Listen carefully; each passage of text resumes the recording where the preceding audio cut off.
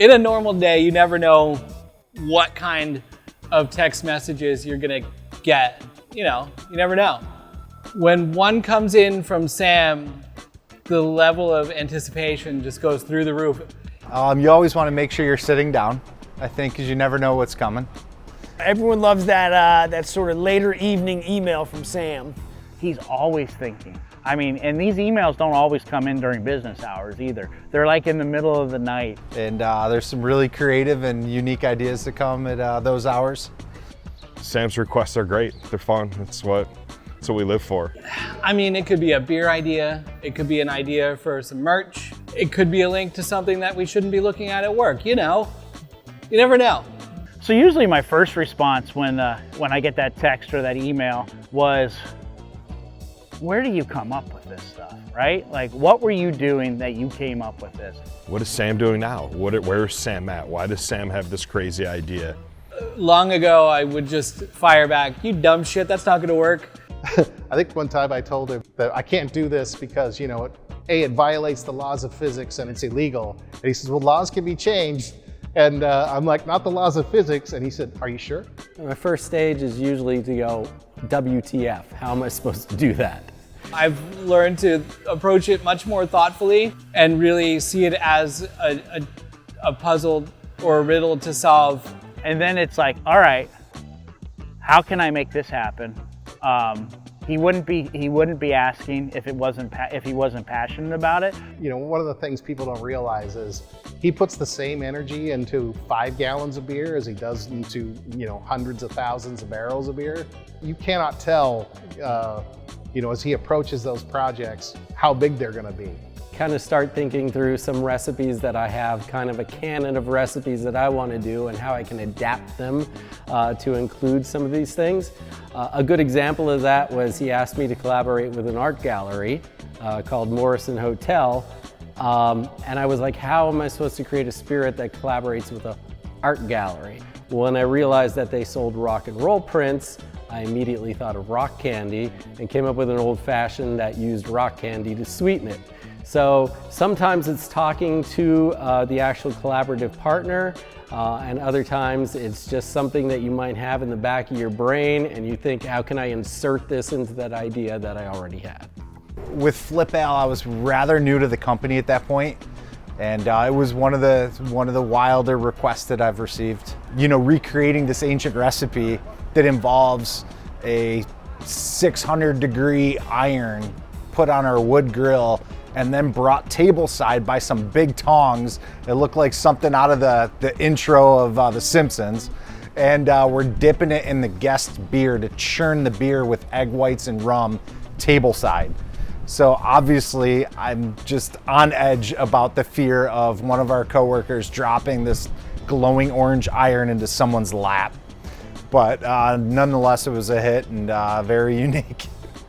He wanted to do this beer called In Your Mace, and he wanted it to be a spiced porter using the pure capsaicin that they use in pepper spray. And this stuff is like super fine powder. I mean, it's literally a chemical weapon, right? We go into the lab and we get under the fume hood, to make sure that this stuff doesn't escape out into the lab. But even with trying to be really safe with it, as we're measuring it out, everybody in the lab started coughing and then we had to evacuate. So when we brewed with it, we had like full powered air respirators to brew with this stuff. It was awful to work with. We still have some too. One of the most extreme asks Sam ever had of us. I think, honestly, if you put it in context with the time of it, he brought a 120-minute IPA to the table, and that was quite a challenge to figure out to make this really heavily hopped, super high ABV beer in 2003 was dare I say, groundbreaking. But it wasn't an easy challenge, and it's not something that is easy to this day. I mean, the repeatability of it takes a lot of skill and technology. But yeah, we thought he was kind of crazy for it. And then he brought raison dextra, and then came the story of old school barley wine, which also plays in that space. Sam came down with Mariah and said, hey, come on upstairs, we got to talk to you. He sat there and said, hey, we've got this inn we're trying to open in 1 month. We're wondering if you'd be interested in being the innkeeper. That doesn't sound too outlandish, but at the time, I had 0 hotel experience, and Sam and Mariah kind of chuckled and said, well, when we opened the brewery, we had no brewery experience. When we opened the restaurant, we had no restaurant experience. And right now, we don't have any hotel experience. So let's do this together. Let's make mistakes together. And what are your thoughts? And at that point, I knew I was gonna do it. Then Sam dropped the next good piece of information on me was there's no beer allowed at the inn. So it was gonna be a beer-themed hotel with no beer. There's 3 different instances that pop to my head. It's either the 100-pound steamship round that we bought just to send on a slip and slide to go in a kiddie pool of spices. There is the muskrat, trying to find muskrat in the middle of off season in Rehoboth Beach, Delaware for Bradley-owned collaboration. And then the last but not least was this ungodly email of a little girl sitting in a tub with rubber ducks. If you didn't read the bottom line of the article, you'd have no idea what the hell this even has to do with meatloaf. But in very fine print on the bottom, this guy explains how his daughter doesn't like meatloaf and he makes it special by saying happy meatloaf to you. So Sam's ask for us was every half hour to go out and sing happy meatloaf to random guests dining in the restaurant. Yeah, I mean, his first idea was in some way to mold the meatloaf into a shark, which I went on Etsy and I found a tiny little shark mold. It just wasn't gonna work out. So I thought, what's better than a bunt pan that we can actually stick candles in it. You know, the manager down at the pub, Corey Green, got really behind it, and he went out and sang to every single table, and people were over the moon on it. Another crazy idea, it was a great idea, but it was just out of the blue, was start making beer cocktails, something we called the mojito. So it was a play on the famous Cuban mojito.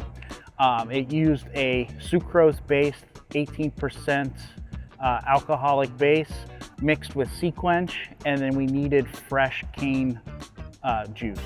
Sugar cane does not grow in Delaware, so it was fun to source, but we were able to get it, came up with this great cocktail, had fresh muddled mint, and then it was topped with our sequench ale. It was a hit. I'm always afraid around Wakaw or Analog what the request is gonna be. No ideas off the table. The sillier, the better. And if you could slap a cool name on it, you know, that's also, you know, that's also a good thing. Time and time again, Sam has these crazy ideas that for some reason, they just turn out to be a hit. Everything he touches turns to gold, and I don't understand how or why, because a lot of his projects or his asks are these one-off, just obscure things that for some reason they just work. I mean, I joined the company from Disney, so, you know, there's a lot of imagination that goes into Disney. But Sam takes it on steroids and takes it even higher. Yeah, now it's, I approach every one of them with an open mind and an open heart.